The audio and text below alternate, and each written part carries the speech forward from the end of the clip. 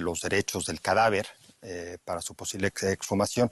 En todo caso, lo que a mí me parece importante, porque lo de los restos es anecdótico, lo de los restos dejará de ser anecdótico y se volverá importante solo si se convierte en un motivo de reflexión sobre el porfiriato en México que no se ha dado todavía. Ahora, Porfirio Díaz también nacionaliza los ferrocarriles, es otro aspecto creo que importante. Yo creo que fracasa en dos cosas que son muy importantes y que de alguna manera resuelve el régimen de la revolución. En primer lugar, el mecanismo de la transferencia del poder. Que ya señaló Alfonso, pero otro que me parece que es central es que Porfirio Díaz no logra diseñar un sistema político que logre incorporar a las masas o a las masas populares, a los grupos que se fueron creciendo o generándose a partir del porfiriato a la política. Entonces yo creo que esa es una de las limitaciones más grandes y que llevará finalmente a la caída del régimen. Es decir, logra una modernización económica, pero no le es posible diseñar un sistema que incorpore a las masas populares que están, digamos, creciendo en todo el mundo, y el porfiriato no da salida a eso. Lo que empieza a pasar es que Díaz ya no tiene gente para esa evolución política, porque es desconfiado como político. Y no tiene ya de su generación nadie en que confíe, y de las nuevas generaciones tampoco confía. Pero sí, comete los errores más graves en el campo social y en el campo de la política democrática, de abrir, de crear, de fomentar este aspecto de los partidos que ya existía. Crea la universidad, entre otras cosas, crea la Universidad Nacional, que va a cumplir 100 años de Universidad Nacional, con la incorporación de Justo Sierra. La presencia de Justo Sierra, por ejemplo, sí es una presencia muy interesante porque es el primer crítico del propio régimen al cual se ha adherido y al cual se ha sumado a trabajar. Insisto, hay una pléyade de jóvenes que viene atrás, los ferrocarriles fueron expropiados por idea de Limantur. Claro, esto se olvida, después se habla de la nacionalización de los ferrocarriles en los 30, pero porque perdimos los ferrocarriles con la revolución, que fueron parte importante para hacer la revolución, pero ya eran nacionalizados desde la época de Porfirio Díaz, desde 1908. Entonces creo que los errores están a la vista, son muy gruesos los errores de Porfirio Díaz, pero frente a los grandes logros que tiene para la nación en sí misma, pues quedamos en un empate, digamos, si queremos evaluar la figura de Díaz en ese sentido, o de hablar en concreto de fracasos en unos campos y de éxitos en otros.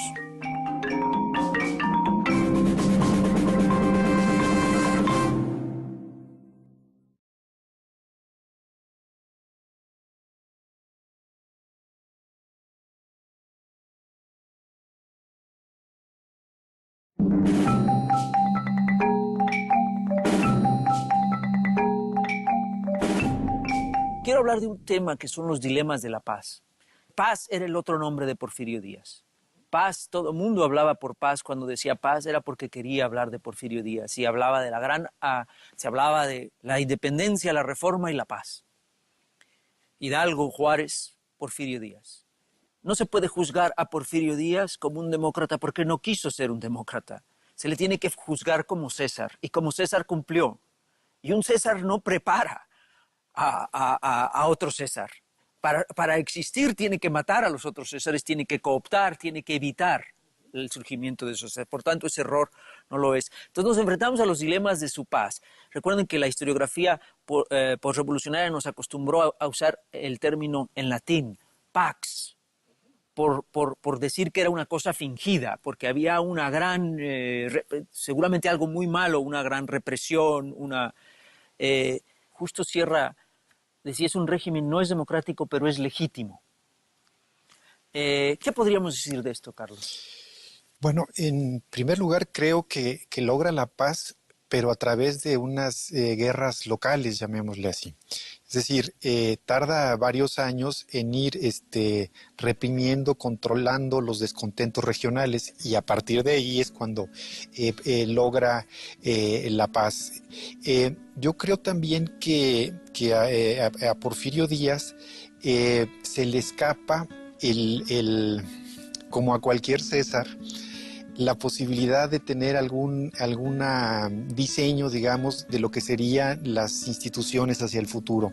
El problema de los Césares, así duren 30 años, es que después les siguen revueltas, ¿no? Claro.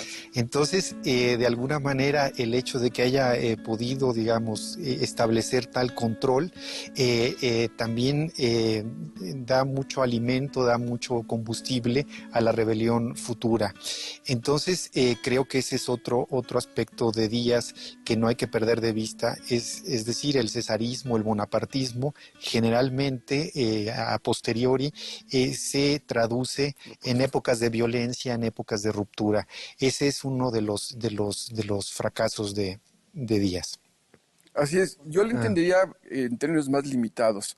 Para mí la famosa Pax Porfiriana que tú mencionas, por lo cual se le da una medalla en 1905, es por un dato bastante siniestro, que es la represión de los movimientos yaquis por un lado y por otro lado del movimiento maya.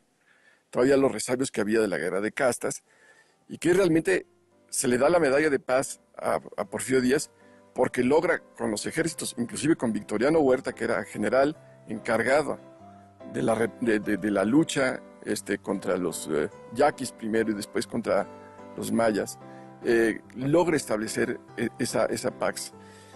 Pero hay que pensar también en lo que las élites y las burguesías ya creadas de ese momento pensaban. Todavía había esta idea muy primitiva de la época de Chihuahua, en donde se perseguía a los apaches, por ejemplo, el mejor indio era el indio muerto. Todavía había un resabio todavía del siglo XIX, en donde toda América Latina estaba dividida entre civilización y barbarie, como se ha dicho en todo el movimiento latinoamericano, esa lucha entre las fuerzas profundas y las fuerzas civilizatorias, ¿no? Yo veo, en efecto, que en sus primeros años tuvo que recurrir mucho más a pequeñas guerras y pequeñas sujeciones bastante rápidas, pero lo demás lo hace a través de un control político, insisto yo, como el caso de Reyes, que Reyes se convierte de ser su gran apoyo en un enemigo potencial al crear la reserva, la segunda reserva del ejército, y al crear una fuerza propia, popular, porque la segunda reserva está formada del pueblo. Y esto es lo que hace Reyes para fomentar su candidatura frente quizás a la de Limantur, que nunca creo que se hubiera dado por muchas razones, y su origen extranjero, por lo menos de padres extranjeros, aunque nació en México. Sin embargo, Reyes sí es una opción en un momento dado. Y esa opción se suprime en base a la política. Su último oponente, y es curioso que no pueda con Madero. Y no puede con Madero porque ya, como dice muy bien Carlos y tú, el César construye su propia tumba, al no crear la opción de una sucesión. Carlos. Sí, yo creo que en buena medida el final y el colapso de Porfirio Díaz se explica por la prosperidad material que hubo a finales del siglo XIX en México. Esa prosperidad material creó una clase media que no existía a mediados del siglo XIX, que surge con intereses, con ambiciones políticas y que se topa con una pared. La pared del autoritarismo inamovible del porfiriato. Es en esa clase media donde surgen las figuras que protagonizarían poco después la revolución. La misma prosperidad material crea industrias, la textil, la minera, en la que crece una clase trabajadora que antes del porfiriato no existía realmente, de nuevo con derechos que reivindica frente a un muro que es insensible a esos derechos. Ahí cae la figura de Porfirio Díaz. Quizás no tocamos el tema de la prensa, que también es un tema importante. El tema de la prensa